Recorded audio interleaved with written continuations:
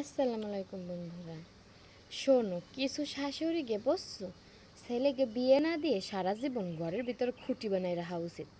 কারণ এরা পরের মায়ের মোটে নিজের মায়েও মানতে পারে না, পুতির বয়সেও মানতে পারে না। মানে মন কথা হচ্ছে, শালরে তো গাঠিতে ছাড়তে চায় না, তাকে গাঠির বানায় রাখতে চায়।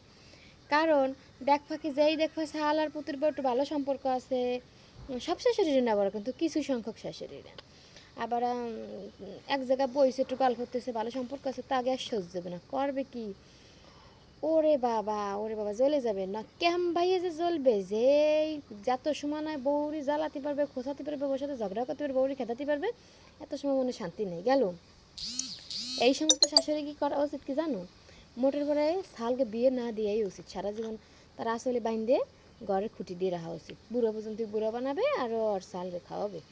বউ আনার কি দরকার, বউরে যদি মায়ের মতোই ভাবতে না পারে, তাই এই সমস্ত শাশুড়ি কি বউ আনার কোনো দরকার নাই।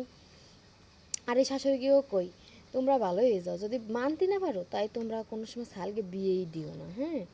আর ওই বউরা তো পরের মেয়ে, এই মনে করো বলে বউকে জীবনে নিজের মেয়ে বানাতে পারো না, বুঝছো। নিজের মেয়ে ঠিকই যদি স্বামীর সাথে ভালো সম্পর্ক থাকে, তোমার খুব ভালো ঠেহে, কিন্তু বউটি যদি একটু ভালো সম্পর্ক থাকে, ভালো কথাবার্তা কয়, এক জায়গায় বসে গল্প গুজব করে, এই তোমার সহ্য না। কিন্তু মাইয়াতে ভালো সুন্দর গল্প গুজব করবে, জামাই ফোন দেবে, আসবে, ঘুরতে যাবে, ভালো ঠাই, কিন্তু বউতে যদি ঘুরতে যায় তাই তোমাকে সহ্য হয় না। এইগুলো বাদ দাও, বাদ দিয়ে তোমরা শালরে বউরি নিজের মেয়ের মতো মানিয়ে নিতে শেখো, ঠিক আছে? তাহলে দেখো কি সংসারে সুখ ফিরে আইছে। যদি মানতেই না পারো তাই শালকে বিয়ে দেওয়ার দরকার নেই, বুঝছো। শালকে ঘরের খুঁটি বানাই রাখবা, না আসলে বান্ধে সারা জীবন রেখে দেবা, বুড়া বানাই রাখবা, বিয়ে দেওয়ার কি দরকার আছে? হুম।